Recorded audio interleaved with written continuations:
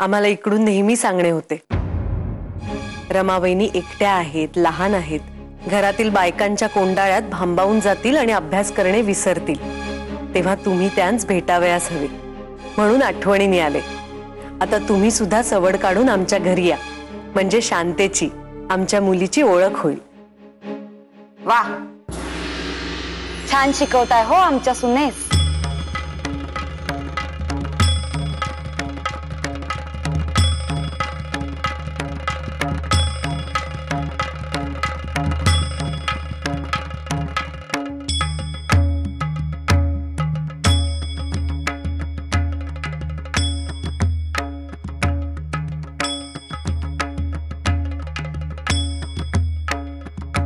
अन्नपूर्णाबाई, या माझ्या चुलत सासूबाई, ताई सासूबाई। नमस्कार करते। हा, असू दे असू दे, सुखी राहा। आणि या माझ्या सासूबाई, माई सासूबाई। सौभाग्यवती भव। आणि माई, या अन्नपूर्णाबाई। माई साहेब, तुमच्या सुनबाई खरेच खूप लाघवी आहेत। याआधी आम्ही बाहेर भेटलो होतो, पण आज मुद्दाम घरी आले। आमचे हे आणि न्यायमूर्ती मुंबईस गेले आहेत, म्हटले बघावे रमाबाईंचा अभ्यास नीट चालू आहे ना। न्यायमूर्तींचे रमाबाईंच्या अभ्यासाकडे विशेष लक्ष असते हो। ठाऊक आहे, न्यायमूर्तींना लोकात मोठा मान आहे, शिवाय कोणाचेही मन न दुखावता सुधारणा राबवण्याकडे त्यांचा विशेष कल असतो। म्हणूनच दिवसेंदिवस त्यांचे मत लोकास पटावयास लागले आहे। आणि आता ते कटाक्षाने रमाबाईंना आपल्या या कामी आपल्या सोबत ठेवतात। विधवा पुनर्विवाहाचे कामी रानडे मोठा पुढाकार घेत आहेत। ते खरंच खूप मोठे आणि पुण्याचे काम करत आहेत। रमाबाई भाग्यवानच म्हणायच्या, त्यांना फार चांगले पती आणि गुरु लाभले आहेत। हो, आणि मुख्य म्हणजे रमाबाईंना सुद्धा आता अभ्यासाची चांगली ओढ लागली आहे। त्यांनी जर अभ्यासाकडे असेच लक्ष दिले तर न्यायमूर्तींप्रमाणेच त्याही पुढे जाऊन मोठे कार्य करतील असे आम्हास वाटते। खरोखरच त्यांचे भविष्य खूप उज्ज्वल आहे। काय म्हणायचे काय तुम्हास? भविष्य उज्ज्वल आहे? उज्ज्वल कसले? मला तर सगळा अंधकार, सगळा भ्रष्टाचार दिसतोय। काय तर म्हणे हिला शिकून मोठे व्हायचे। मोठे होऊन करणार काय? आमचा उद्धार? वडीलधाऱ्यांनी जे जे शिकवले, शास्त्राप्रमाणे जे जे चालत आले आहे ते पायदळी तुडवायचे असा मुळीपणच केलाय ना तुम्ही। आणि ह्या काय मडमा होणार आणि आम्हा अडाण्यांना शिकवणार? वा रे वा, बुके वाचून हे नवमतवादी कसला उजेड पाडतायत ना ते दिसतेच आहे। आणि ह्या त्यांचा हात धरून फिरणार, मागे संसार गेला चुलीत। त्या बुकांमधले नको नको ते वाचून यांची डोकी फिरणार। काय तर म्हणे विधवांचा पुनर्विवाह, स्त्रीनी बाहेर कामे करावीत। हे हे हे असले, याला सदाचार म्हणायचा का स्वैराचार? काय सांगा ना, काय म्हणायचं याला? हा स्वैराचारच नव्हे का? आणि काय गो, आमच्या सुनेस हे शिकवायला आलीयस तू? तुझ्यासारख्या सभ्य गृहिणीस हे शोभते? ही असली थेर आमच्या घरात चालायची नाहीत। तू माधवाच्या मित्राची बायको आहेस म्हणून सांभाळून बोलतेय तुझ्याशी, नाहीतर। हे बघा अन्नपूर्णाबाई, आम्हाला असे वाटते की बायकांनी मुलाबाळांना वाढवावे, संसार करावा आणि घराचे गोकुळ करावे। असे उठसूट पुरुषांबरोबर बाहेर मिरवणे म्हणजे थिल्लारपणाचे लक्षण नाही का? शालीन बायकांना नाही हो साजत हे असले। आणि माधवा असेल नवमतवादी, पण अजून इकडच्या आज्ञेत आहे, तेव्हा रमेचे शिक्षणाचे चोचले नाही हो चालायचे इथे। हिशेब करण्यापुरते आणि व्यवहार समजण्यापुरते लिहिता वाचता आले ना म्हणजे पुरे आहे तीच। बाईसाहेब, या अशाच दृष्टिकोनामुळे आपल्या बायकांचे जिणे। काही उपदेश नकोय आम्हास, आणि रमेशही। माई, हळदी कुंकू लाव यांना। मी निघतेच आहे, पण निघण्यापूर्वी हात जोडून तुम्हाला सांगते, माझ्या बोलण्याचा परत एकदा विचार करा। काळ बदलतोय, ज्या रूढींना प्रमाण मानून कित्येक बायकांचे आयुष्य उद्ध्वस्त झाले आहे, आणि कित्येकींचे खंत करण्यात सरून गेले आहे अशा रूढी हळूहळू पण नक्कीच नामशेष होणार आहेत. बुकांमधली पोपटपंची आम्हाच सांगू नका. ती डाळ इथे शिजायची नाही हो. आणि रानड्यांच्या घरात अतिथी अभ्यंगतांचा मोठा मान राखला जातो अशी ख्याती आहे. पण गोविंदराव रानडे कट्टर सनातनी आहेत आणि नवमतवादास धूपही घालत नाहीत हे साऱ्या जगात ठाऊक आहे. त्यामुळे यातून योग्य तो बोध घ्यावा आणि मार्गस्थ व्हावे. ठीक आहे. प्रत्येक व्यक्तीस आपले विचार मांडण्याचा पूर्ण अधिकार असतो. विचार जुळले नाहीत तरी आमच्यावरील लोभ कमी करू नये अशी विनंती करते. चल गो माई, यांचं हे पुराण ऐकायला आपल्याकडे वेळ नाही. बरीच कामे पडली आहेत. चला. आणि हो, आपल्याला जर वेळ मिळाला तर आपणही यावे स्वयंपाक घरात. या हा सुनबाई, आमंत्रण दिले आपल्याला. चला.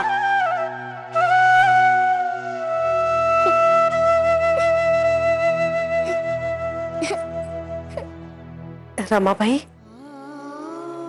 इकडे या.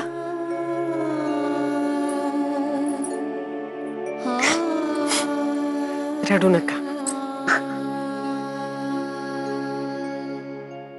रमाबाई, दिवाळीत फटाक्यांची आतषबाजी आणि भीती वाटतील असे आवाज होतात.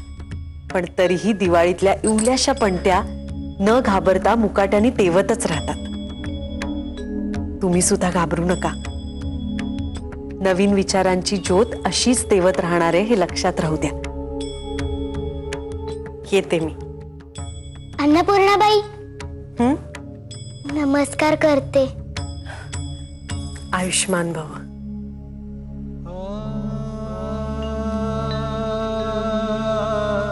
येते.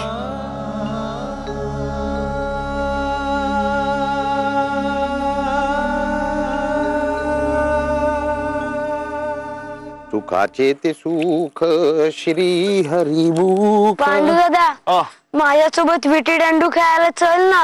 हो, मी जर तुमच्या बरोबर खेळायला आलो तर हे रोप लावणार कोण? हे कसले रोप आहे पांडू दादा?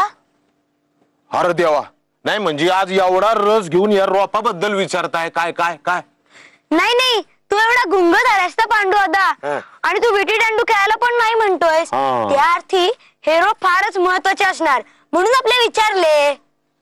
तुम्ही विचारले आणि मी सांगितले. नाही म्हणजे काय इकडे तिकडे काय झाले? नाही काय इकडे हे जे काही झाड म्या लावतोय ना ते पैशाचं झाड आहे. पैशाचं. काय? हळू हळू हळू बोला. जर का कुणी ऐकलं ना तर मला 10 झाडं लावावी लागतील अशी. पण हे खरंच पैशाचं झाड आहे का? मग मी काय खोटं बोलतोय का? आज आहे महाशिवरात्र आणि हे जे पैशाचं झाड आहे ना हे फक्त महाशिवरात्रीच्या दिवशीच लावायचं असतं. शंकराचं नाव घ्यायचं, मनामधली एक इच्छा बोलून दाखवायची आणि मग हे झाड लावायचं. या झाडात मी पै पुरली पै. झाड मोठं झाल्यावर फुलं कशी येतात तशी या झाडाला पै येणारे पै. पैस पै पैस पै पैस पै. खरेच? पण आता मला माझ्या या झाडाला रोज पाणी घालावं लागणार राव. नाही नाही, तू कशाला? मी आहे ना, मी घालणार झाडाला पाणी अगदी रोज न चुकता. म्हणजे झाड माझे झाले ना. म्हणजे मी एवढी मेहनत करायची झाड तुमचं? मग प्रश्नच नाही. झाडाला पाणी मी घालणार म्हणजे झाड पण माझेच होणार ना. मात्र आबा किंवा रमा वहिनीला कळता कामा नये. काय? नाही नाही नाही, मी कशाला कोणाला सांगतोय. पण तुम्हाला मात्र एक काम रोज करावं लागल. न चुकता ह्या झाडाला रोज पाणी घालावं लागणार. जर का तो दिवस चुकला तर तुमचं कल्याण झालं म्हणून समजा. मग पुन्हा वर्षभर थांबावं लागणार. हो, मग याला पैसे कधी लागणार? पुढच्या महाशिवरात्रीला. पुढच्या महाशिवरात्रीला? हळू हळू बोला, लोक बाहेर येतील. पुढच्या महाशिवरात्रीला या झाडाला पैच पै पैच पै पैच पै पैच पै पैच पै. लई पैसे येणार. खुळखुळ खुळखुळ. पैच पै पैच पै पैच पैच. मी श्रीमंत होणार. आता हे झाड माझे झाले. माझ्याकडं पैसे येणार. पैस पैस पैस पैस. दुर्गा अक्का मी आता दूर हो. काय झाले दुर्गा अक्का? तू माझ्याशी नीट का नाही बोलतेस?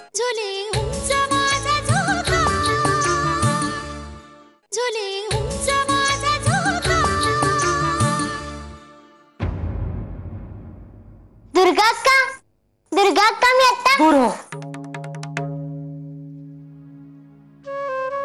काय झाले दुर्गा अक्का? तू माझ्याशी नीट का नाही बोलतेस? काही चुकले का माझे?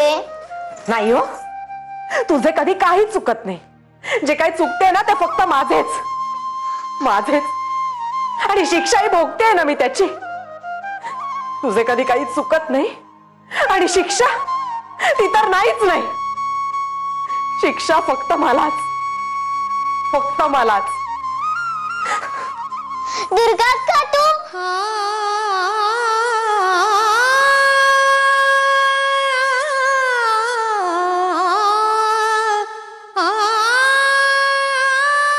जय जय रघुवीर समर्थ.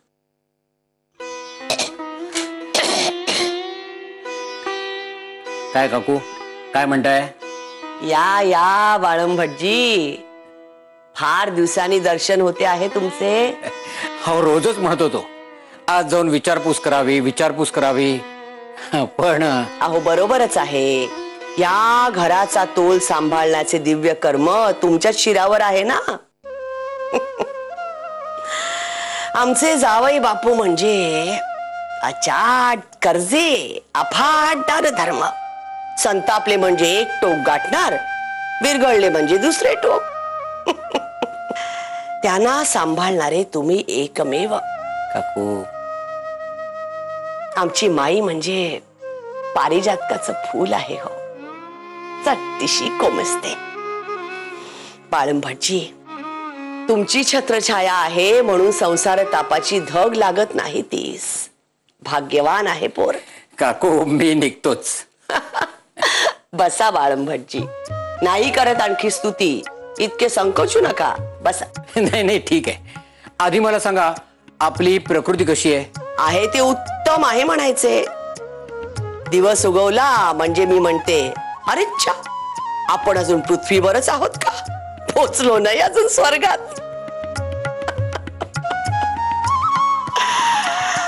विनोद सोडा, पण आमचे आता दिवसच मोजायचे बाळम भटजी. हो काकू, असे का म्हणता? अजून माधवाच्या मुलांस तुम्हास खेळवायचे. काय घाई आहे स्वर्गात जायची? अगो बाई, अहो आमची रमाच आहे अजूनची मुरडी. तीच मुले कधी होणार आणि मी ती कधी खेळविणार. काही नाही हो, भराभर वर्षे निघून जातील, बघता बघता रमा मोठी होईल.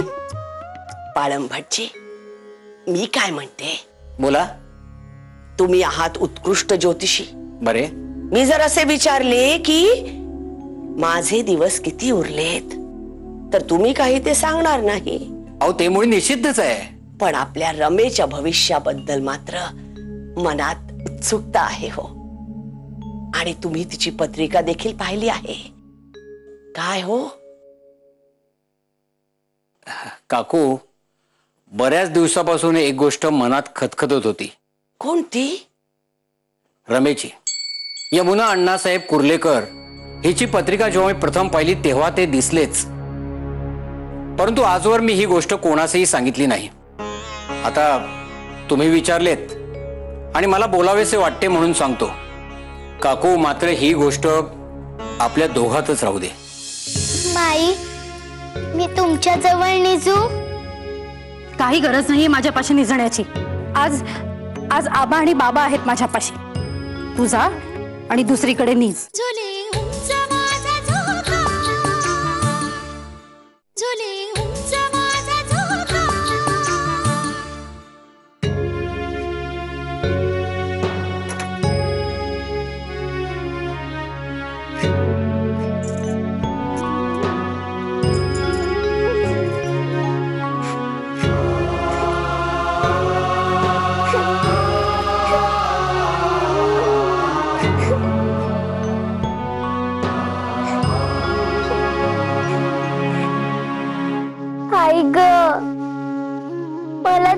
खूप आठवण येतेय.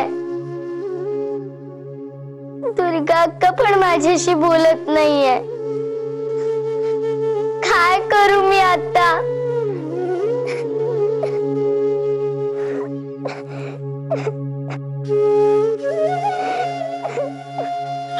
मोठे आख्यानच लावले होते हो या अन्नपूर्णाबाईनी.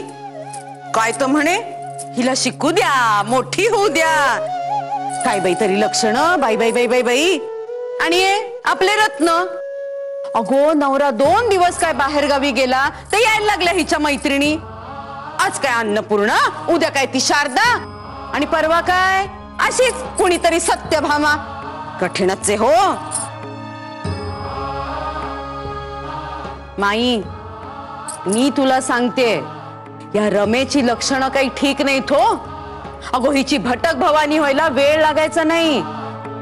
आत्ताच लगाम खेच, नाही तर घोडे उधळले ना की मग सगळेच कठीण होऊन बसेल हो. माई, अगो माई, अगो काय झाले रमा? बघावं तेव्हा आपली अंगचिटीला माईच्या. तिकडे हो, दूर हो. आणि काय झाले ते नीट सांग. माई, दुर्गा अक्का माझ्याशी बोलत नाहीये. न का बोले ना?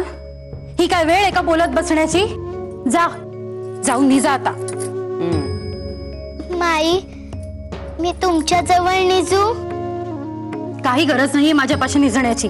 आज आबा आणि बाबा आहेत माझ्यापाशी. तू जा आणि दुसरीकडे निज.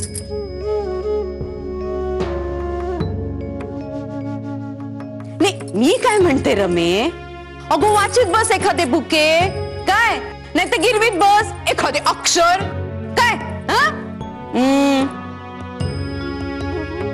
आणि काय गो हे हातात काय तुझ्या? माझ्या आईचे लुगडे. हो का? मध्ये इकडे त्याची शिवून टाकते गोधडी, नाहीतरी झाल्याचे चिंध्या. नको काकू, माझ्या आईची आठवण येते. नको ना, मग ते आता उशाशी घ्या आणि जा, निजा तिकडे जाऊन जा. अगो जा. माई, तुला एकदा सांगितलेले कळत नाही का रमे? जा इथून.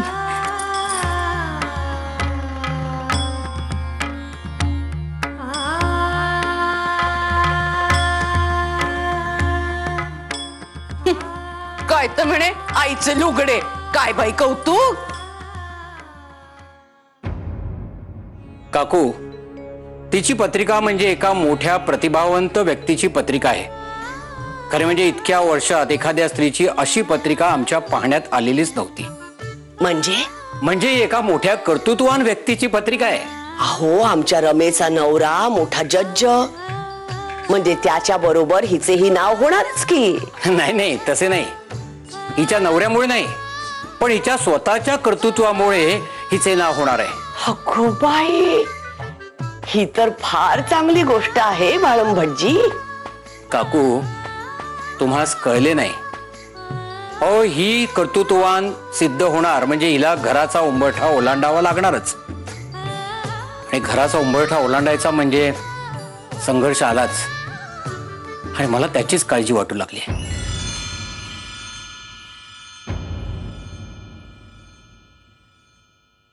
झुले